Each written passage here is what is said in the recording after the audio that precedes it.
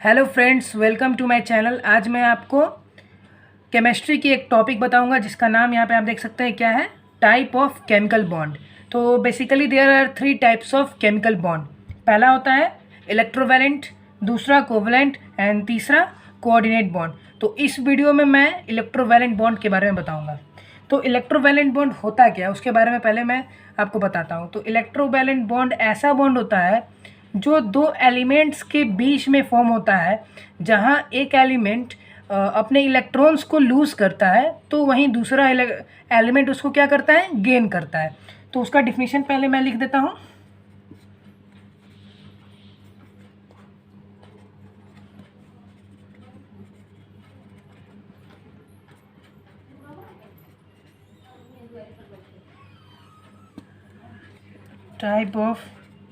The type of bond which is formed between the two elements when one element loses electrons and other gains it. Okay, so basically we know that जो metals होते हैं वो electrons को loose करते हैं और non metals electron को gain करते हैं। और वे ऐसा इसलिए करते हैं क्योंकि उन्हें इलेक्ट्रॉनिक कॉन्फ़िगरेशन चाहिए होता है, स्टेबल इलेक्ट्रॉनिक कॉन्फ़िगरेशन चाहिए होता है। अगर हम एग्जांपल लें सोडियम की, तो सोडियम एक मेटल है, इसका इलेक्ट्रॉनिक कॉन्फ़िगरेशन क्या होता है, 2, 8 एंड 1। तो इसके पास वैलेंस इलेक्ट्रॉन कितना है, वैलेंस इलेक्ट्रॉन 1 है। वैलेंस इलेक्ट्रॉन कहने का मतलब क्या कि number of electrons which are present in the outermost orbit. तो यहाँ पे 1 है तो ये 1 लूज़ करेगा, तो Na will lose 1 electron to become sodium ion और it will form cation. Cation का मतलब हो गया पॉजिटिवली चार्ज्ड आयन। यह एक इलेक्ट्रॉन लूज़ करेगा तो सोडियम जो है एक मेटल है इसलिए वो लूज़ करता है। अब एग्जांपल लेते हैं एक नन मेटल का। तो नन मेटल हम लोग क्लोरीन ले लेते हैं। तो क्लोरीन का इलेक्ट्रॉनिक कॉन्फ़िगरेशन क्या होता है, 2, 8 एंड 7। तो इसके पास वैलेंस इलेक्ट्रॉन कितना है, 7 है। तो इसको 7 लूज़ करना आसान नहीं होता है, वो एक गेन कर लेगा टू गेट स्टेबल कॉन्फ़िगरेशन। तो क्लोरीन एक इलेक्ट्रॉन ले लेगा, तो एडिशन का साइन लगा दिए, तो इसका क्या हो जाएगा, Cl-। तो ये क्या बनाता है, एनायन। एनायन का मतलब निगेटिवली चार्ज्ड, और सोडियम जो था वो क्या था, कैटायन। सो नाउ तो हम लोगों ने जाना कि कोवलेंट इलेक्ट्रोवैलेंट बॉन्ड जो है वो मेटल्स और नॉन मेटल्स के बीच में होता है, क्योंकि मेटल्स इलेक्ट्रॉन को लूज़ करते हैं और नॉन मेटल्स उसी इलेक्ट्रॉन को गेन करते हैं। तो उनके बीच जो फॉर्म बॉन्ड बनता है उसको क्या कहते हैं, इलेक्ट्रोवैलेंट बॉन्ड। और वैसे कंपाउंड जो इलेक्ट्रोवैलेंट बॉन्ड के द्वारा बने उसे क्या कहते हैं, इलेक्ट्रोवैलेंट कंपाउंड। दो electrovalent compound is that type of compound which is formed by the electrovalent bond between metals and non-metals। तो हम लोग अब इसके बारे में पढ़ेंगे, किसके बारे में, orbital diagram of electrovalent compound. तो पहला एग्जांपल हम लोग ले लेंगे मैग्नीशियम क्लोराइड का। तो मैग्नीशियम की इलेक्ट्रॉनिक कॉन्फ़िगरेशन क्या होती है, 2, 8, 2, और इसके पास वैलेंस इलेक्ट्रॉन कितना है, 2 है। और क्लोरीन के इलेक्ट्रॉनिक कॉन्फ़िगरेशन 2, 8 एंड 7, और इसकी वैलेंस इलेक्ट्रॉन कितनी है, 7। तो इसका ऑर्बिटल स्ट्रक्चर हम लोग ड्रॉ करते हैं। पहले मैग्नीशियम, ये हम लोग का हो गया न्यूक्लियस, ये हो गया के सेल। के सेल में 2 इलेक्ट्रॉन, एल सेल में 8 इलेक्ट्रॉन्स रहेंगी, और एम सेल में 1 इलेक्ट्रॉन, 2 इलेक्ट्रॉन्स। अब यहाँ पे क्लोरीन की हम लोग को 2 एटम्स लेनी है। यहाँ पे Cl2 है तो 2 atoms of chlorine will be combine with 1 atom of magnesium. तो यहाँ पे पहला क्लोरीन, ये हो गया उसका न्यूक्लियस, ये के सेल 1, 2, एल सेल में 8 हो गया, 4, 6 एंड 8, एंड एम सेल में 7, 1 2 3 4 5, 6 and 7.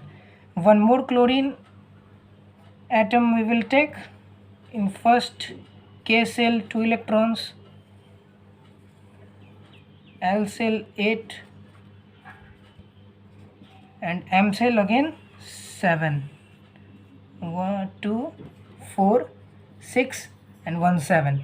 तो 1 electron will be given to 1 chlorine atom और ये दूसरा इसके पास आएगा.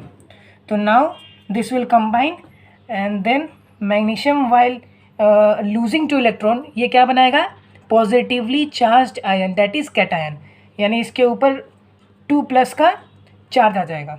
तो इसकी इलेक्ट्रॉनिक कॉन्फ़िगरेशन हो जाएगी 2, 8 और क्लोरीन की इलेक्ट्रॉनिक कॉन्फ़िगरेशन हो जाएगी 2, 8 एंड 8, बिकॉज उसने क्या किया था, एक इलेक्ट्रॉन गेन कर लिया है. तो मैग्नीशियम आयन की जो ऑर्बिटल स्ट्रक्चर होगी वो क्या होगी, चलिए उसे बनाते हैं. ये के सेल में 2 इलेक्ट्रॉन्स, एल सेल में 8 इलेक्ट्रॉन्स और इसके बाद इसका फर्दर सेल्स इसलिए नहीं है क्योंकि वो 2 लूज़ कर गया था. ठीक है, इसको यहाँ पे ऐसे कर लेंगे ब्रैकेट में और इस पर 2+ साइन आ गया. ओके, और ये दूसरा हम लोग क्लोरीन का बना लेंगे. क्लोरीन पे यहाँ पे माइनस आ गया है क्योंकि उसने एक इलेक्ट्रॉन को गेन कर लिया था. तो ये पहला के सेल में 2, एल सेल में 8 हो गया and in M cell again there will be 8 electrons, 4, 6 and 8 और इस पे निगेटिव चार्ज है और there are 2 atoms of chlorine, इसलिए यहाँ पे हम लोग 2 लिख देंगे. और इन दोनों के बीच कौन सा फोर्स होगा, coulomb force, COULOMB, coulomb forces. So इन दोनों के बीच में कूलम फोर्स होता है. हम लोग एक और एग्जांपल लेंगे, हम लोग ने एग्जांपल लेंगे सोडियम क्लोराइड का. तो पहले इसे इरेज करते हैं. तो हम लोग दूसरा एग्जांपल लेते हैं. दूसरा एग्जांपल लेंगे हम लोग सोडियम क्लोराइड का, NaCl, सोडियम क्लोराइड. सोडियम का इलेक्ट्रॉनिक कॉन्फ़िगरेशन क्या होगा, 281, क्योंकि इसकी एटॉमिक नंबर क्या होती है 11, तो 2, 8 और 1. क्लोरीन की इलेक्ट्रॉनिक कॉन्फ़िगरेशन 2, 8 एंड 7 और इसके पास 7 वैलेंस इलेक्ट्रॉन है और इन दोनों के बीच हम लोग बनाएंगे ऑर्बिटल डायग्राम. तो पहले सोडियम का ड्रॉ कर लेते हैं. ये उसका न्यूक्लियस हो गया. ये के सेल में हमारा 2 इलेक्ट्रॉन्स रहता है. L shell there will be 8 electrons, 6 and 8 और एम सेल में there will be only 1 electron. और यहाँ पे हम लोग का क्लोरीन न्यूक्लियस हो गया इसका. के सेल में इसके पास 2 इलेक्ट्रॉन हो जाएगी. L shell it will have 8 electrons and in M cell it will have 7 electrons, 4, 6 and 7. सो जो सोडियम है वो अपने 1 इलेक्ट्रॉन्स को इसे दे देगी. तो उसके बाद कुछ इस तरह से बनेगा. जो सोडियम है वो क्या बन जाएगा, sodium ion, positively charge ion, क्योंकि उसने 1 इलेक्ट्रॉन को लूज़ किया है. तो इसकी इलेक्ट्रॉनिक कॉन्फ़िगरेशन 2 एंड 8 बन जाएगी और इसके पास केवल 2 सेल बच जाएगा, क्योंकि जो थर्ड सेल था उसमें 1 इलेक्ट्रॉन था तो वो तो उसे लूज़ कर गया है, तो वो उसमें काउंट नहीं होगा. ये जो ऑर्बिट एम सेल था इसमें काउंट नहीं होगा. और जो क्लोरीन है उस पर निगेटिव चार्ज आएगी क्योंकि वह 1 इलेक्ट्रॉन गेन किया था. तो इसकी इलेक्ट्रॉनिक कॉन्फ़िगरेशन क्या हो जाएगी, 2, 8 एंड 8. नाउ अब सोडियम आयन की हम लोग बनाएंगे ऑर्बिटल स्ट्रक्चर. तो in K cell it will have 2 electrons, in L cell it will have 8 electrons. We will keep it inside the bracket. और यहाँ पे क्लोरीन का हम लोग बना लेंगे. ये उसका न्यूक्लियस हो गया. एक K सेल में 2 इलेक्ट्रॉन्स,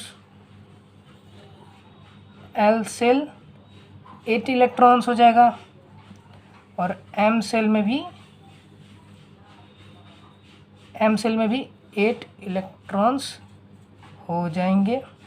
इसे भी ब्रैकेट के इनसाइड रख लेंगे और इस पे निगेटिवली चार्ज जाएगा, सोडियम पे पॉजिटिवली चार्ज। और इन दोनों के बीच में क्या थी? कूलम्ब।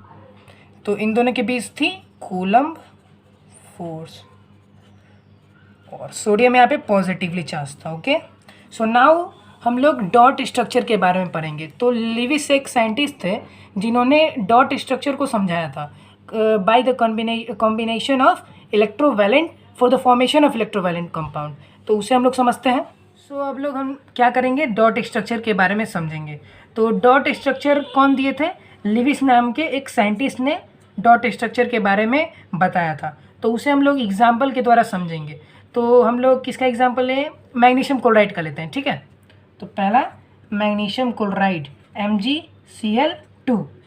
तो पहले हम लोग दोनों की इलेक्ट्रॉनिक कन्फिगरेशन लिख लेते हैं क्योंकि बाद में हम लोग को इसकी हेल्प मिलेगी। तो मैग्नीशियम की 2 8 एंड 2, क्लोरीन की हो जाएगी क्या? 2 8 एंड 7। तो मैग्नीशियम के पास 2 वैलेंस इलेक्ट्रॉन है और क्लोरीन के पास 7 वैलेंस इलेक्ट्रॉन है। तो लिविस जो साइंटिस्ट थे उन्होंने बताया कि डॉट स्ट्रक्चर बनाते समय हम लोग एलिमेंट्स के साथ उनकी वैलेंस इलेक्ट्रॉन को शो करते हैं और कुछ सिंबल्स होते हैं जिसके द्वारा वो हम लोग शो करते हैं। तो चलिए उसे मैं बताता हूँ। यहाँ पे मैग्नीशियम हो गई। मैग्नीशियम के पास 2 वैलेंस इलेक्ट्रॉन होती है तो उसे हम लोग डॉट के द्वारा, क्रॉस साइन के द्वारा और ऐसे कुछ डिफरेंट सिंबल्स भी होते हैं जिसे हम लोग इसे यहाँ पे हम लोग यूज़ कर सकते हैं। तो मैग्नीशियम के पास 2 वैलेंस इलेक्ट्रॉन, तो हम लोग यहाँ पे डॉट के साथ उसे इंडिकेट करेंगे। फिर यहाँ पे प्लस साइन। और क्लोरीन जो है इसके पास 7 वैलेंस इलेक्ट्रॉन्स है तो उसे हम लोग क्रॉस मल्टीप्लाई के साथ, क्रॉस साइन के साथ उसे शो करेंगे। तो इसके पास 7 है और यहाँ पे कह रहा है कि यहाँ पे 2 एटम्स है क्लोरीन का।